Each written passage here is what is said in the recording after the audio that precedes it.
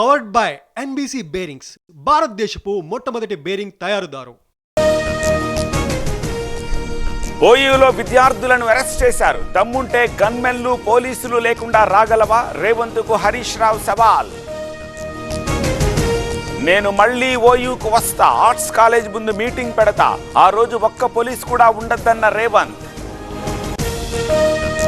Professor Kodandaram MLC పదవిపై కుట్ర, ఢిల్లీ వరకు వెళ్లి మరీ కుట్ర చేశారు.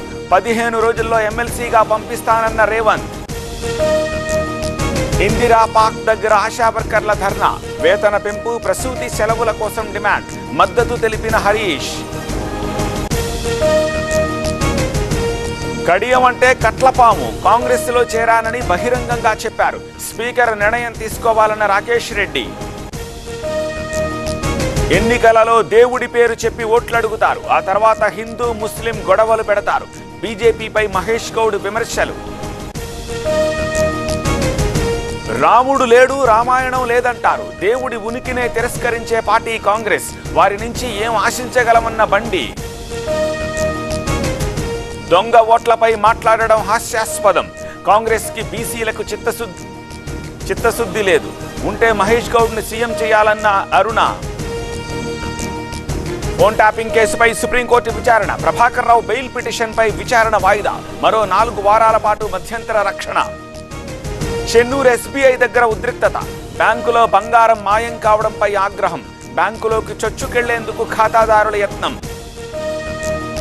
ఎమర్జెన్సీలో అధికారులు కాంగ్రెస్ కు కొమ్ము కాశారు, మహేష్ గౌడ్ ఎన్నికల్లో గెలిచి మాట్లాడాలి, దొంగ ఓట్లపై ఉత్తమును అడగాలన్న అరవింద్. ఏపీ స్మార్ట్ రేషన్ కార్డుల పంపిణీ, విజయవాడలో ప్రారంభించిన నాదెండ్ల, అక్రమాలు అరికడతామన్న మంత్రి. రఘురామకృష్ణరాజుకు ఊరట, ఎఫ్ఐఆర్ ని కొట్టేసిన సుప్రీంకోర్టు, ఏపీ కానిస్టేబుల్ పై దాడి కేసులో రిలీఫ్. నిరసనలకు ఏపీ విద్యుత్ ఉద్యోగుల పిలుపు, ఈ నెల 15 నుంచి ఆందోళనలు, పెండింగ్ సమస్యలు పరిష్కరించాలని డిమాండ్. సీఎం కుటుంబం అవినీతి చేస్తోంది, సీఎం సోదరుడి జేబులోకి యాడ్స్ డబ్బులు, హెరాల్డ్కి యాడ్స్ ఇస్తున్నారన్న క్రిషాంక్.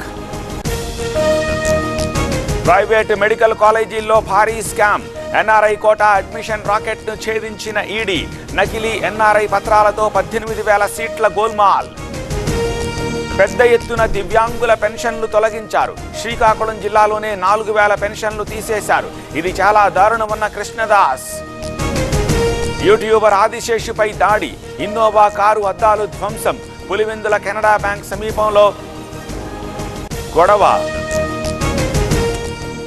నిషేధిత సిగరెట్ల అక్రమ రవాణా, తోట్లవల్లూరులో కంటైనర్ సీజ్, 5 లక్షల విలువ చేసే సిగరెట్లు స్వాధీనం.